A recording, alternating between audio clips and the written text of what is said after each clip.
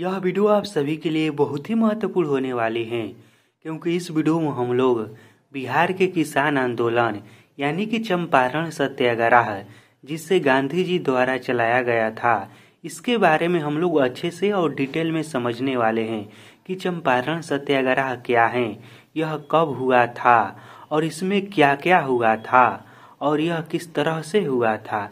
कहने का मतलब कि चंपारण सत्याग्रह के बारे में जितना कुछ भी आप लोगों के एग्जाम में पूछता है ना, वह सब कुछ इस वीडियो में हम लोग जानने वाले हैं। तो इस वीडियो को शुरू से लेके अंत तक और ध्यान से जरूर देखिएगा।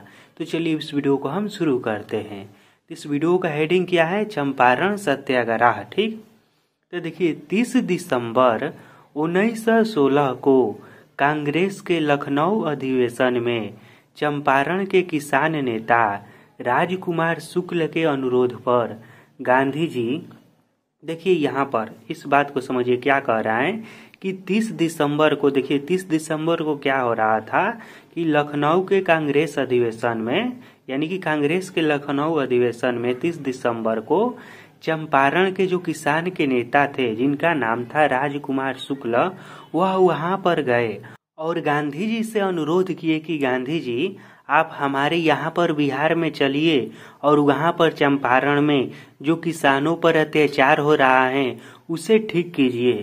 तो देखिए उसके राजकुमार शुक्ल के अनुरोध के अनुसार गांधी जी 10 अप्रैल को पटना आए और 15 अप्रैल 1917 को, यानी कि राजकुमार शुक्ल के अनुरोध पर गांधी जी 10 अप्रैल 1917 को पटना में आए। उसके बाद उसके 5 दिन बाद यानी कि 15 अप्रैल 1917 को गांधी जी चंपारण पहुंचे। यहाँ पर गांधी जी के मुख्य सहयोगी में थे राजकुमार शुक्ल, राजेंद्र प्रसाद और भी बहुत सारे महत्वपूर्ण नेता थे।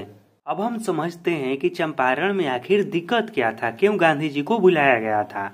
तो देखिए चंपारण क्षेत्र में अंग्रेज 3 कठिया प्रथा लागू किए थे। अब यह 3 कठिया प्रथा क्या है? तो देखिए इस प्रथा के अनुसार किसान को अपनी जमीन पर 3/20 यानी कि 1 बीघा में 3 कट्ठा जमीन पर जमींदार के इच्छा के अनुसार फसल रोपना था। 3 कठिया प्रथा क्या था?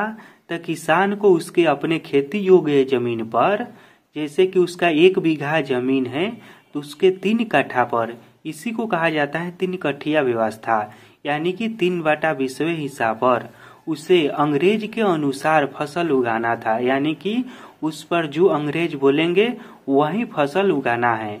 और इसमें मुख्य रूप से नील की खेती करवाया जाता था। किसानों से इसमें मुख्य रूप से कौन सा फसल उगाने को बोला जाता था? तो इसमें मुख्य रूप से किसानों से नील की खेती करवाया जाता था और ऐसा नहीं करने पर भारी राशि किसानों को देना पड़ता था। अब हमने समस्या को समझ लिया। अब देखिए चंपारण सत्याग्रह गांधी जी का पहला आंदोलन था जिसमें गांधी जी की जीत हुई और अंग्रेज को 3 कठिया नियम को हटाना पड़ा। चंपारण सत्याग्रह यानी कि बिहार में जो किसान आंदोलन हुआ था वह गांधी जी का भारत में पहला आंदोलन था और इस आंदोलन में गांधी जी सफल हुए थे, जिसके बाद गांधी जी का पूरे देश में चर्चा होने लगा और गांधी जी लोगों के बीच में हीरो बन गए। अब देखिए चंपारण सत्याग्रह के सफलता के बाद पूरे भारत में गांधी जी का बहुत नाम हुआ और रविंद्रनाथ टैगोर ने गांधी जी को, चंपारण सत्याग्रह जब सफल हो गया तो रविंद्रनाथ टैगोर ने गांधी जी को महात्मा की उपाधि दी। तभी से गांधी जी को महात्मा गांधी कहा जाने लगा। तो कोई आपसे पूछेगा कि महात्मा गांधी जी को महात्मा की उपाधि किसने दी, तो क्या बताइएगा? रविंद्रनाथ टैगोर ने गांधी जी को महात्मा की उपाधि दी। तभी से ही गांधी जी को महात्मा कहने लगे लोग। ठीक।